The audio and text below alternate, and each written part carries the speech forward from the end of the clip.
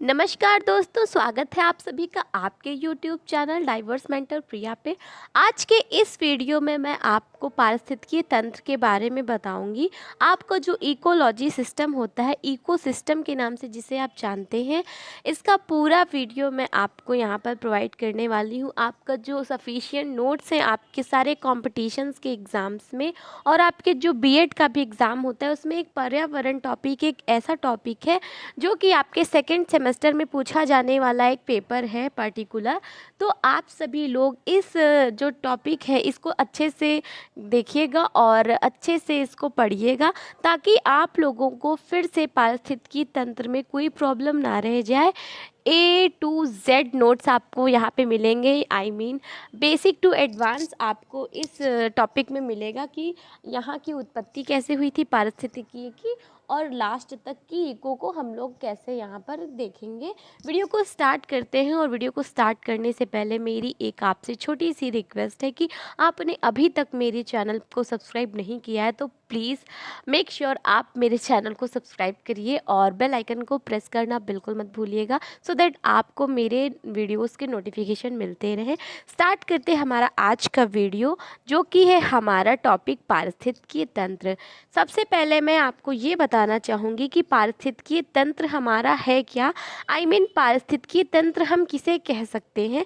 तो पारिस्थितिकी तंत्र का तात्पर्य उस भौगोलिक तंत्र से है जिसके अंतर्गत रहने वाले जैविक समुदाय निरंतर अजैविक पदार्थों एवं ऊर्जा से अंतर आकर्षित होते हैं। आई मीन इंटरैक्ट होते हैं। पारिस्थितिकी तंत्र हम उसे कह सकते हैं जो कि हमारा, जैसे ये हमारा भौगोलिक तंत्र है जिसके कि अंतर्गत जो हमारे जैविक समुदाय हैं, यानी कि जीवित जो हमारे तंत्र हैं, समुदाय हैं, निरंतर अजैविक पदार्थों एवं ऊर्जा से अंतर आकर्षित होते हैं। तो और इकोलॉजी जो हमारा शब्द है ये दो शब्दों से मिलकर के बना है। ग्रीक शब्द हैं ये हमारे, आइको प्लस लोगोस, ठीक है। आइको OIKO होता है, ठीक है। इको से आप लोग ECO से ना समझिएगा। ये आपके बीएड सेकेंड सेमेस्टर में क्वेश्चन पूछा गया था कि इकोलॉजी शब्द कौन से दो शब्दों से मिल करके बना है, तो वो है हमारा आइको प्लस लोगोस, ठीक है। बहुत से बच्चों ने क्या किया था, इको प्लस लोगोस लगा दिया था, तो वो उनका गलत आंसर हो जाएगा। सही आंसर है आपका इको प्लस लोगोस, उसकी स्पेलिंग होगी OIKO प्लस लोगोस, ठीक है। और ये जो आपका इकोलॉजी है ये हैकल महोदय ने इस शब्द को दिया था, यानी कि इस शब्द के जनक, यानी कि पारिस्थितिकी के तंत्र के जनक है। इस शब्द की उत्पत्ति अगर किसी से हुई है तो वो हमारे हैकल महोदय हैं, ठीक है। अर्नेस्ट हैकल, इन्होंने ही इस शब्द को प्रतिपादित किया था। फिर देखते हैं हमारा जो स्वपारिस्थितिकीय है उसे क्या कहते हैं। तो इसमें किसी इकाई जीव का अध्ययन किया जाता है, न कि उस जीव के समूह का। जो स्वपारिस्थितिकीय हमारा है इसमें बताया जाता है कि इसमें किसी इकाई जीव का अध्ययन किया जाता है, यानी कि एक पर्टिकुलर जीव का अध्ययन किया जाता है, ना कि जीव के समूह का, उसके ग्रुप का नहीं किया जाता है, उसकी जाति का नहीं किया जाता है। एक पर्टिकुलर जो आपका जीव है उसका यहाँ पर हम लोग क्या करते हैं, अध्ययन करते हैं। फिर आपका क्या है, सपारिस्थितिकी। अब देखिए स्व और सा दोनों ही अलग अलग चीज़ें हैं, ये आपको ध्यान में रखते हुए चलना है। कन्फ्यूजन कहीं भी आपको क्रिएट नहीं करनी है। और जो यहाँ पर सपारिस्थितिकी है इसमें हम जीवों के समूह का अध्ययन करते हैं, जैसा कि आप शब्द से ही समझ सकते हैं। स्व क्या होता है, यानी कि सेल्फ का, तो एक पर्टिकुलर हो गया। सा हम लोग लेकर के चलते हैं, सा डिनोट्स टू अ ग्रुप, यानी कि सा जो है हम लोग डिनोट्स करते हैं एक समुदाय को, एक समूह को, एक ग्रुप को। तो सा पारिस्थितिकी में हम लोग जीवों के समूह का अध्ययन करते हैं, और स्व पारिस्थितिकी में किसी एक इकाई या जीव का अध्ययन किया जाता है। नेक्स्ट आपका जो है यहाँ पे देखिए पारिस्थितिकीय तंत्र को कैसे हम लोगों ने बांटा है। तो पारिस्थितिकीय तंत्र को पहले हम लोगों ने दो पार्ट्स में डिवाइड किया। एक है आपका प्राकृतिक पारिस्थितिकीय तंत्र, दूसरा है आपका कृत्रिम पारिस्थितिकीय तंत्र। प्राकृतिक जो हमारा होता है वो नेचुरली होता है, कृत्रिम जो हम लोगों ने आर्टिफिशियली तरीके से बनाया हुआ है। जैसे कि प्राकृतिक जो पारिस्थितिकीय तंत्र में हम लोग के शामिल है वो है हमारा स्थलीय, फिर है जलीय और आकाशीय। ठीक है, स्थलीय पारितंत्र है, जलीय पारितंत्र है, आकाशीय पारितंत्र है। स्थलीय में हमारे शामिल होते हैं, यहाँ पर देखिएगा, घास, भूमि, वन, मरुस्थल आदि। और जलीय में शामिल है लवणीय, अलवणीय। ठीक है, स्थलीय पारितंत्र में हमारे शामिल हैं घास, भूमि, वन, मरुस्थल आदि। और जलीय पारितंत्र में शामिल हैं अलवणीय और लवणीय। अब देखिए, अलवणीय में लवणीय जैसे कि लवणीय यानी कि खारा होता है। ठीक है, लवणीय मीन्स जो खारा होता है, जहाँ का पानी खारा होता है। और अलवणीय जहाँ पे हम लोग पानी में नमक नहीं पाया जाता है। तो अलवणीय में हमारे आते हैं, एक सेकेंड, अलवणीय में हमारे आते हैं तालाब, झील, झरने आदि। और लवणीय में हमारे आते हैं जैसे ज्वारनदमुख हैं आपके, समुद्री जल है, लवण, झील आदि हैं। ठीक है, जहाँ पे जिस पानी में नमक की मात्रा अधिक पाई जाती है वो हमारे लवणीय होते हैं। और अलवणीय हमारे होते हैं जहाँ पे जैसे कि नमक की मात्रा नहीं पाई जाती है, जैसे कि आपके तालाब, झील, झरने। और ये समुद्री जल हो गया आपका, लवणीय जल हो गया। ठीक है, झील हो गई। फिर देखते हैं हमारा जो इकोसिस्टम है वो कैसे बना है, मतलब कौन से 3 मंडल से मिल करके हमारा पारिस्थितिकीय तंत्र बनता है। तो वो हमारे 3 मंडल होते हैं, हमारा वायुमंडल होता है, हमारा जल मंडल होता है, हमारा स्थल मंडल होता है। और इन्हीं तीनों से मिल करके बीच में हमारा बनता है जीव मंडल। ठीक है, पहला हमारा हो गया वायुमंडल, दूसरा हमारा हो गया जल मंडल, तीसरा हमारा हो गया स्थल मंडल। और इन्हीं तीनों चीज़ों से मिल करके हमारा जीव मंडल बनता है। ठीक है, ये है हमारे पारिस्थितिकीय तंत्र। नेक्स्ट है पारिस्थितिकीय के घटक। देखिए क्या होते हैं, जो हमारे परितंत्र के जो घटक है वो हमारे 2 प्रकार के होते हैं। ठीक है, हमारा जैविक घटक होते हैं, हमारे अजैविक घटक होते हैं। अब जैविक घटक में देखिएगा क्या होते हैं, 3 श्रेणी पाई जाती हैं। पहला होता है उत्पादक, जो कि आप उत्पादक बनाता है उत्पाद को। दूसरा होता है उपभोक्ता, जो कि उसे भोग लगाता है। ठीक है, यानी कि प्रथम उपभोक्ता आपने पढ़े होंगे, प्रथम, द्वितीय। ठीक है, फिर होते अपघटक, जो उसे मिट्टी में मिलाते हैं। पहला आपका हो गया उत्पादक, दूसरा उपभोक्ता जो खाते हैं, तीसरा फिर उसको मिट्टी में मिलाते हैं। यही हमारा पारिस्थितिकी तंत्र होता है कि पहले पैदा होता है, फिर उसको उसका भोग लगता है, फिर वही मिट्टी में मिल करके फिर से हमारा वो रिक्रिएट करता रहता है। यही हमारा पारिस्थितिकीय होता है। अजैविक देखिए क्या होते हैं, अजैविक में हमारे होते हैं कार्बनिक होते हैं, अकार्बनिक होते हैं, भौतिक होते हैं। देखिए जैविक में सिर्फ 3 होते हैं, आपको कन्फ्यूजन नहीं क्रिएट करनी है। जैविक में हमारे होते हैं उत्पादक, उपभोक्ता, अपघटक। अजैविक में हमारे होते हैं कार्बनिक, अकार्बनिक, भौतिक। अब कार्बनिक में देखिए हमारी कौन कौन सी चीज़ें शामिल हैं, तो हमारा प्रोटीन हो गया, वसा हो गया, कार्बोहाइड्रेट हो गया। ठीक है, यूरिया हो गया। फिर है हमारा अकार्बनिक में क्या है, मिट्टी, चट्टान, खनिज, वायुमंडलीय गैस आदि। जो हमारे अकार्बनिक पदार्थ होते हैं उनमें हमारे आते हैं मिट्टी, चट्टान, खनिज, वायुमंडलीय गैस आदि। और जो हमारे भौतिक पदार्थ होते हैं उनमें होता है वायु, आर्द्रता, तापमान, प्रकाश, वायुमंडलीय दाब आदि। ठीक है, ये क्वेश्चन भी आपको एग्जाम में ऐसे पूछा जा सकता है कि हमारे अकार्बनिक पदार्थ कौन से हैं, हमारे कार्बनिक पदार्थ कौन से, हमारे भौतिक पदार्थ में कौन कौन सी चीज़ें शामिल होती हैं। तो आप लोगों को बिल्कुल ही माइन्यूटली यहाँ पे स्टडी थोड़ी सी करनी होगी, क्योंकि देखिए ऑब्जेक्टिव अगर आपको क्वेश्चंस बनाने हैं तो आपको डिटेल स्टडी करना ज़रूरी होता है। जब तक आप डिटेल स्टडी नहीं करेंगे तब तक कि आप लोग ऑब्जेक्टिव क्वेश्चन आप लोग नहीं कर पाएंगे। इसलिए आप लोगों को डिटेल स्टडी तो करनी है। बहुत से बच्चे कहते हैं मैम 1 लाइनर दे दीजिए, पीडीएफ में 1 लाइनर दिया करिए। 1 लाइनर तो देखिए बहुत इजी है, लेकिन 1 लाइनर का खेल ऐसा होता है कि आप लोगों को 1 लाइनर आपने पढ़ लिया, ठीक है, सपोज करिए 1 लाइनर आपने पढ़ा, ठीक है, एक आंसर आपने चुटकियों में पढ़ लिया। उसके बाद क्या होता है कि आप लोग उसका आंसर ऐसे भूल जाते हैं। ठीक है, आंसर भूल गया, अब ऑप्शन में याद ही नहीं आ रहा क्या था। अगर आपने डिटेल स्टडी करी है तो अगर आप लोगों ने डिटेल स्टडी में एक भी पैराग्राफ पढ़ा है कायदे से, तो आपको उसके कुछ ना कुछ तो पार्टिकल्स याद रह जाते हैं ना, कि अरे ये नहीं तो ये तो था ही।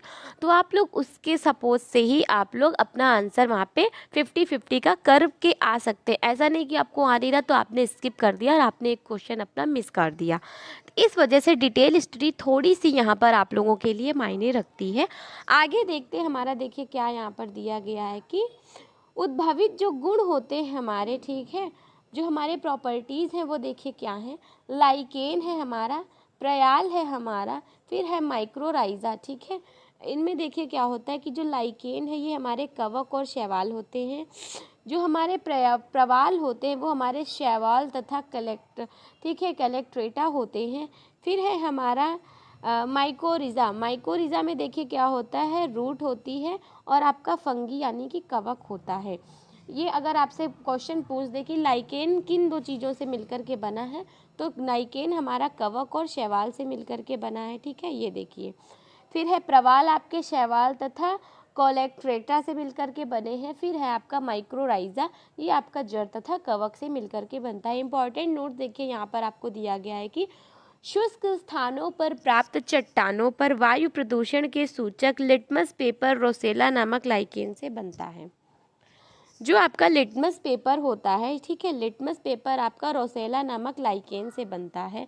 शुष्क स्थानों पर प्राप्त यानी कि जो चट्टान होती हैं शुष्क स्थानों पर वायु प्रदूषण के जो सूचक होते हैं, तो लिटमस पेपर जो आप लोग टेस्टिंग के लिए देखते हैं ना, लिटमस पेपर से कलर चेंज होता है, वो आपके रोसेला नामक लाइकेन से बनता है। ये आपको एक इम्पॉर्टेंट नोट्स यहाँ पर दिया जा रहा है, ये आपको याद रखना है, रोसेला नामक लाइकेन से बनता है। क्या बनता है? लिटमस पेपर बनता है। ओके, आपको बिल्कुल भी कंफ्यूज नहीं होना है। नेक्स्ट पॉइंट जो है आपका वो है पर्यावास। अब देखिए पर्यावास क्या होता है, सबसे पहले तो आप इसको जानेंगे कि हाउ कैन वी डिफ्रेंशिएट अ पर्यावास। पर्यावास को हम लोग कैसे आइडेंटिफाई करेंगे, कैसे उसमें भिन्नता हम लोग पाएंगे। तो सबसे पहले उसके लिए हमें इसकी डेफिनेशन पे ध्यान देना होगा कि पर्यावास वह भौतिक पर्यावरण है जिसमें कोई जीव निवास करता है। जैसे कि पर्यावास है, जैसे कि हम लोग के घर में हम लोग उसको निज निवास कहते हैं, ठीक है, कि जो हमारा अपना घर होता है हम लोग उसको निज निवास कहते हैं, क्योंकि हम लोग उसमें रहते हैं, हमारा निजी निवास है। वैसे ही आपका जो पर्यावास होता है वहाँ पे कोई जीव निवास करता है। पर्यावास उन विभिन्न प्रजातियों को सहारा प्रदान कर सकता है जिनकी आवश्यकताएं एक जैसी हों। जैसे कि आपका कोई प्रोफेशन, मान लीजिए आप टेलर हैं, ठीक है, आप एक दर्जी हैं और आपका प्रोफेशन है सिलाई करना, और आपके जो साथ साथ आपके कुछ फ्रेंड्स हैं और वो भी एक मतलब कि आपके कुछ ऐसा ग्रुप आपने बना लिया है कि उसमें सिर्फ और सिर्फ सिलाई करने वाले लोग ही हैं। तो उसी तरह से इसमें बताया जा रहा है कि जिनकी आवश्यकताएं एक जैसी होती हैं, और तो उन्हीं में क्या होता है कि पर्यावास जो है उन प्रजातियों को सहारा दे सकता है, लेकिन उनकी जो सिमिलैरिटी होनी चाहिए, उनकी रिक्वायरमेंट्स सेम होनी चाहिए, तभी पर्यावास उनको कोई भी सहारा दे सकेगा, ठीक है, उनकी कोई हेल्प कर पाएगा। जैसे उदाहरण के लिए व्हेल मछली हो गई, दरियाई घोड़ा हो गया, पादप प्लग हो गए, ठीक है, उसी तरह का है। जैसे कि व्हेल है, वो अब क्या करेगी कि पर्यावास है तो वो क्या करेगी, जीव निवास करता है, ठीक है, व्हेल मछली जैसे हो गई है, तो वो उन्हीं को सहारा सिर्फ देगी, जैसे कि जो व्हेल की रिक्वायरमेंट होगी वही सेम अगर किसी की होती तभी वो उसकी हेल्प कर पाएगी। पर्यावास के प्रकार देख लेते हैं क्या क्या हैं। तो जो हमारे पर्यावास के प्रकार हैं वो है हमारे स्थलीय हो जाएगा, ठीक है, अलवणीय जल हो जाएगा, ज्वारनद मुख हो जाएगा, समुद्र हो जाएगा। पर्यावास के प्रकार अगर आपको दे एग्जाम में कि पर्यावास के प्रकार कितने होते हैं, तो देयर आर 4 टाइप्स ऑफ पर्यावास, ठीक है। स्थलीय हो गया आपका, फिर है आपका अलवणीय हो गया, फिर है आपका ज्वारनद मुख हो गया, and the last one is your समुद्र, सी आपका हो जाएगा। ये आपके पर्यावास के प्रकार हो जाएंगे। नेक्स्ट टॉपिक जो है आपका वो है आपका प्रकाश संश्लेषण। आप सभी को पता होगा कि फोटोसिंथेसिस जिसे बोलते हैं हम लोग इंग्लिश में, वो हमारा होता है प्रकाश संश्लेषण, ठीक है, जो कि हमारे पौधे बनाते हैं सूर्य की प्रकाश की सहायता से अपना भोजन बनाती हैं पत्तियाँ, वही हमारा प्रकाश संश्लेषण कहलाता है। जैसे कि यहाँ पे दिया गया है कि हरे स्वपोषी पादप प्रकाश संश्लेषण द्वारा खाद्य संश्लेषण करते हैं, यानी कि जो हमारे पौधे होते हैं वो प्रकाश की ऊष्मा से क्या करते हैं, अपना खाना बनाते हैं। ठीक है, वो हमारा क्या होता है, प्रकाश संश्लेषण होता है। इस प्रक्रिया में पौधे CO2 ग्रहण करके, यानी कि कार्बन डाइऑक्साइड को ग्रहण करते हैं। ठीक है, कार्बन डाइऑक्साइड को पौधे जब ग्रहण करेंगे तो और क्या करेंगे, O2 का उत्सर्जन करते हैं। जब वो CO2 गैस को अपने अंदर ऑब्जर्व करेंगे तो वो हमें ऑक्सीजन गैस प्रदान करते हैं। तभी हमें पौधों से, देखिए पेड़ पौधों से ऑक्सीजन गैस मिलती है। फिर है परिणाम स्वरूप वायुमंडल में O2 की पूर्ति होती रहती है और CO2 ग्रहण होने से वायुमंडलीय संतुलन बना रहता है। क्योंकि आप सबको भी पता है कि कार्बन डाइऑक्साइड जो गैस है वो हमारे लिए हानिकारक होती है और ऑक्सीजन गैस ही हमारे लिए सबसे अच्छी गैस मानी जाती है, जिससे कि हम सभी प्राणियों को सांस लेने में प्रॉब्लम नहीं होती और ऑक्सीजन हमें चाहिए ज़िंदा रहने के लिए। तो वही बताया जा रहा है कि वायुमंडल में O2 की पूर्ति होती रही, यानी कि आपको ऑक्सीजन गैस भरपूर मात्रा में मिलती है हरे पौधों की वजह से। और CO2 जब वो ग्रहण कर लेते हैं तो वायुमंडल में क्या आपका है, संतुलन बना रहता है। ठीक है, वायुमंडल में देखिए संतुलन बन जाता है। फिर है वनों की अंधाधुंध कटाई के चलते यह संतुलन बिगड़ा है। आप सबको भी पता है कि देखिए जंगल धीरे धीरे गायब हो रहे हैं, वनों की इतनी भयंकर तरह से कटाई हो रखी है जिससे कि ऑक्सीजन की कमी हो रही है हमारी पृथ्वी पे, जिसकी परिणति वैश्विक तापमान यानी कि ग्लोबल वार्मिंग का रूप ले रही है और जलवायु परिवर्तन के रूप में भी देखने को मिल रही है। सबसे जो आपका ये मेन इम्पॉर्टेंट जो टॉपिक है आपका ग्लोबल वार्मिंग का है। ठीक है, ग्लोबल वार्मिंग इतनी ज़्यादा बढ़ रही है जिसकी वजह से हमारी पृथ्वी को नुकसान भी हो रहा है और हमारी ओजोन लेयर के डिप्लीशन में भी काफ़ी ज़्यादा ये जो है हेल्प करती है ग्लोबल वार्मिंग, तभी हमारी ओजोन लेयर का डिप्लीशन भी हो रहा है। ठीक है, और उसको क्षति पहुंच रही है। तो क्यों पहुंच रही है, क्योंकि जब हमारी पृथ्वी से पेड़ पौधे धीरे धीरे से गायब हो जाएंगे तो ऑक्सीजन की कमी होगी और कार्बन डाइऑक्साइड जब वो ऑब्जर्व नहीं कर पाएंगे तो कार्बन डाइऑक्साइड गैस ज़्यादा फैल जाएगी वायुमंडल में, जिसकी वजह से जो तापमान है और उसका संतुलन है वो बिगड़ जाएगा। इस वजह से काफ़ी नुकसान भी हो रहे हैं। आगे देखते हैं हमारा जो प्रकाश संश्लेषण वो कैसे होता है। देखिए ये आपका यहाँ पे सूर्य दिखा रहा है। ठीक है, ये आपका सूर्य है और ये देखिए यहाँ पर आपका दिखा रहा है प्रकाश संश्लेषण स्वतः प्रकृति में उपलब्ध। फिर है मानव प्रयोग, मानव भी प्रयोग करता है सूर्य का। फिर देखिए मानव प्रयोग कैसे करेगा, देखिए फोटो वैलिडेट करके, एक सेकेंड स्क्रीन को ज़रा मैं यहाँ पे सेंटर पे कर लूँ। हाँ ठीक है, अब देखिएगा यहाँ पे कैसे यूज़ करा जा रहा है। सूर्य से पहली बात होता है प्रकाश संश्लेषण, ये नेचुरल तरीके से होता है, स्वतः प्रकृति में उपलब्ध होता है। फिर है आपका सोलर इनटू थर्मल। ठीक है, यानी कि मानव प्रयोग कैसे करता है, सोलर इनटू थर्मल में चेंज करके सोलर को। फिर है आपका फोटोवोल्टिक, यानी कि मानव प्रयोग करता है। फिर आपके देखिए कारक कौन कौन से हैं। ठीक है, ब्लैक मैन के अनुसार ये कारक बताए गए हैं, कोई ब्लैक मैन महोदय हैं उनके अनुसार ये कारक बताए जा रहे हैं। कौन कौन से कारक हैं, पहला आपका कार्बन डाइऑक्साइड है, दूसरा आपका जल है जिसको कि हम लोग H2O बोलते हैं, फिर आपका सूर्य का प्रकाश सनलाइट हो गया, फिर आपका तापमान टेम्परेचर जिसको बोलते हैं, फिर आपका पर्णहरित है क्लोरोफिल जिसे कि हम लोग इंग्लिश में बोलते हैं। ये आपके कितने प्रकार अनुसार कारक बताए गए हैं, 5 कारक ब्लैक मैन ने बताए हैं। ठीक है, 5 टाइप्स जो यहाँ पे हैं, सॉरी 5 फैक्टर्स जो हैं यहाँ पर उनके ब्लैक मैन ने बताए हैं प्रकाश संश्लेषण के, वो कौन कौन से हैं, कार्बन डाइऑक्साइड है, जल है, सूर्य का प्रकाश है, तापमान है, पर्णहरित है। फिर देखिए यहाँ पे क्या दिया गया, 6CO2 प्लस 12H2O। फिर है आपका सूर्य का प्रकाश कैसे होगा, फिर C4H12O4 plus 6H2O plus 6O1। अब देखिए क्या हो रहा है कि CO2 जो है प्रकाश का ग्रहण यहाँ पे दिखाया जा रहा है। फिर क्या है आपका 12H2O, फिर जाके क्या बनेगा हमारा सूर्य का प्रकाश, देखिए कैसे उत्सर्जित करेगा ऑक्सीजन को, फिर क्या करेंगे ग्लूकोज और जो O2 का उत्सर्जन होता है। इस तरह से हमारा सूर्य का प्रकाश और प्रकाश संश्लेषण की प्रक्रिया पूरी होती है। फिर है इन कारकों में CO3, ठीक है। इन कारकों में देखिए यहाँ पे नोट यहाँ पे करके आप लोग ऐसे लिखिएगा कि नोट में बताया जा रहा है कि इन कारकों में CO3, H2O, सूर्य का प्रकाश, तापमान, पर्णहरित जो कहीं पर सर्वाधिक प्रभावी कारक हो जाता है, ट्रिगर कारक कहलाता है। इसको हम लोग ट्रिगर कारक बोलते हैं। जैसे राजस्थान में वर्षा, अब देखिए राजस्थान में वर्षा रेयरली होती है, ठीक है, वहाँ पे पानी बहुत कम बरसता है। तो यही कारण बताया जा रहा है कि जहाँ पर CO3, H2O, सूर्य का प्रकाश, तापमान, पर्णहरित जो कहीं पर सर्वाधिक प्रभावी कारक हो जाता है, तो वहाँ पर ये हमारा ट्रिगर कारक कहलाता है। और क्या होता है, जैसे जो काम बहुत रेयरली होता है वो बहुत ही ईजिली हो जाता है। जैसे राजस्थान में वर्षा हो जाए, ठीक है, वहाँ पे वर्षा नहीं होती, लेकिन इन कारकों के कारण राजस्थान में वर्षा। यहाँ पे एक आपको लाइक उदाहरण बताया जा रहा है कि जो रेयर काम होता है वो इजी हो जाता है, ठीक है।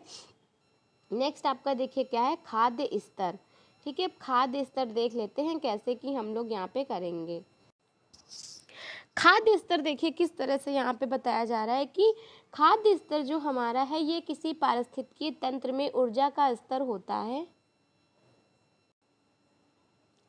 खाद्य स्तर का प्रारंभ सूर्य के प्रकाश की उपस्थिति में हरे पौधों की प्रकाश संश्लेषण की प्रक्रिया के फलस्वरूप होता है। अब देखिए खाद्य स्तर जो बताया जा रहा है किसकी प्रक्रिया के फलस्वरूप होता है, तो हरे पौधों की प्रकाश संश्लेषण की प्रक्रिया के फलस्वरूप होता है, ठीक है। खाद्य स्तर का प्रारंभ, खाद्य स्तर का प्रारंभ अगर आपसे पूछा जाए तो आप लोग ये बताइएगा कि सूर्य के प्रकाश की उपस्थिति में हरे पौधों की प्रकाश संश्लेषण की प्रक्रिया के फलस्वरूप होता है, जो आगे अन्य स्तरों तक ऊर्जा का प्रवाह करता रहता है।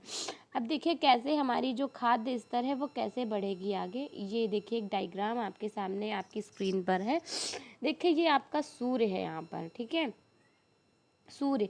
ये देखिए नीचे से ऊपर की ओर हम लोग जाएंगे, ठीक है, नीचे से ऊपर की ओर। देखिए सूर्य से क्या हो रहा है, जो हरे पौधे हैं आपके स्वपोषित कहते हैं, जिन्हें वो सूर्य का प्रकाश से क्या कर रहे हैं, अपना खाना बना रहे हैं, जैसे कि पौधे आदि, ठीक है। इनको हम लोग उत्पादक की श्रेणी में लेते हैं। जो हमारे हरे पौधे हैं इनको हम लोग उत्पादक की श्रेणी में लेते हैं, यानी कि प्रथम पोषक स्तर। और यहाँ पे आप लोग उत्पादक भी लिख लीजिएगा, ठीक है, नहीं तो आपको कन्फ्यूजन क्रिएट हो जाएगी। उत्पादक हमारे होते हैं हरे पौधे। देखिए फर्स्ट नंबर पे आते हैं। फिर हमारे क्या होते हैं, शाकाहारी, जैसे बकरी आदि। शाकाहारी जो पशु होते हैं वो हरे पौधे ही सिर्फ खाते हैं, इसलिए उनको हम लोग क्या कहते हैं, प्राथमिक उपभोक्ता की श्रेणी में रखते हैं, ठीक है। फिर है हमारे मांसाहारी, जैसे शेर आदि।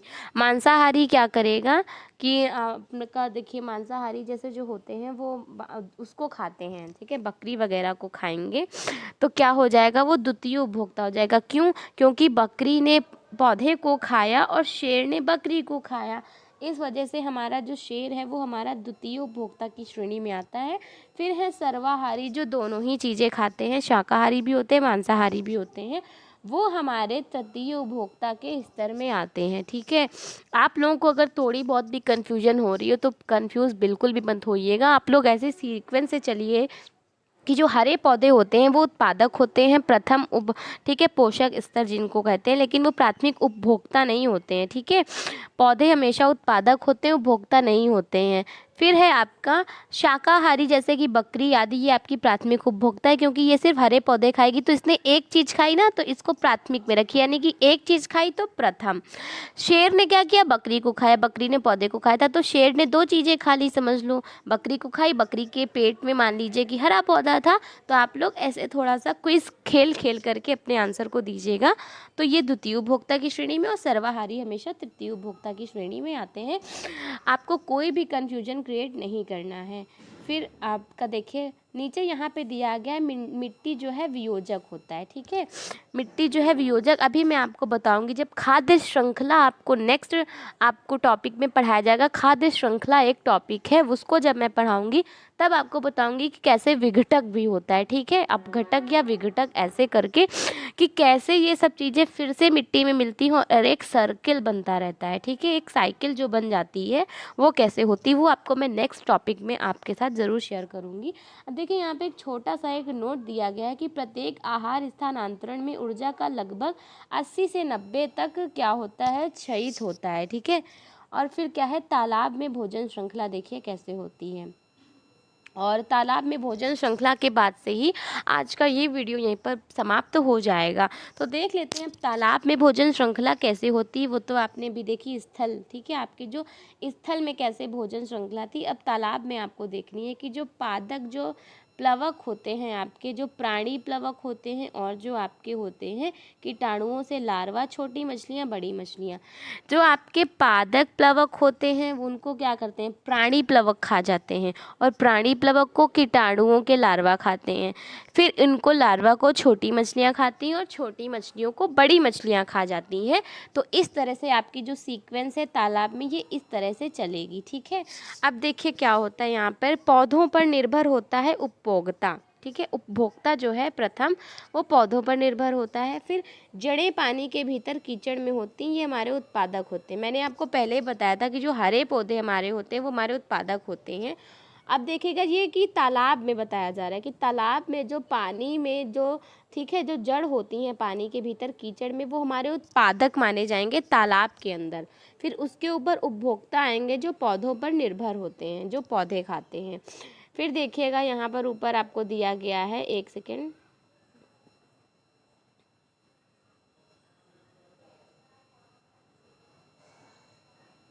हाँ, यहाँ पर देखिए दिया गया है कि फिर प्राणी प्लवक कैसे होते, उपभोक्ता। देखिए सबसे पहले उत्पादक हम लोग देखेंगे कौन कौन से होते हैं। हमारे शैवाल, जीवाणु, वॉल्वॉक्स होते हैं, टाइडम होते हैं, हमारे टाइफा, एकोरस, ये हमारे उत्पादक की श्रेणी में आते हैं। ठीक है, उत्पादक की दो श्रेणियाँ यहाँ पर बनाई गई हैं, टाइफा एकोरस की और शैवाल, जीवाणु, वॉल्वॉक्स और टाइटम की।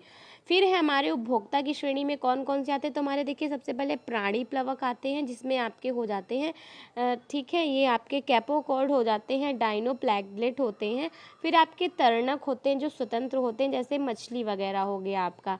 फिर है आपके नित्तल जीवजात, यानी कि आपका हो गया मॉलिक्यूलस और आपका एनीलिड्स हो गए। ये आपके पानी में जो आपके तालाब में भोजन श्रृंखला बनी है, ये वो यहाँ पे श्रृंखला बताई गई है। ठीक है, आई होप आपको वीडियो यहाँ पे यूज़फुल लगी हो, और अगर वीडियो यूज़फुल लगी हो तो प्लीज़ शेयर करिएगा। और यही आज आपके टॉपिक यहाँ पर ही समाप्त होते हैं। इस वीडियो में मैं आपको इतना ही दे पाऊँगी, नहीं तो वीडियो बहुत ज़्यादा लेंदी हो जाएगा और आप बोर भी हो जाएंगे। और आप लोग वैसे भी कहते हैं कि छोटे छोटे वीडियो ही आप लोग प्रोवाइड किया करिए, इसलिए मैंने क्या किया है कि छोटे छोटे से टॉपिक्स जो आपके हैं पर्यावरण के, छोटी छोटी सी वीडियो मैंने आपको प्रोवाइड करने की संभवतः कोशिश की है। आप लोग प्लीज़ कमेंट में मुझे बताया करिए कि आपको लेंदी वीडियोस चाहिए या फिर आपको छोटे छोटे से शॉर्ट वीडियोस चाहिए। ठीक है, और नेक्स्ट आपका जो टॉपिक रहेगा वो खाद्य श्रृंखला से रिलेटेड रहेगा। उसमें मैं आपको बताऊंगी कैसे आपका रिसाइकिल बनेगा और किस तरह से खाद्य श्रृंखला पूरी होगी। ठीक है, मिलते हैं हमारे नेक्स्ट वीडियो में खाद्य श्रृंखला के टॉपिक के साथ। Till then bye bye, take care, thank you so much.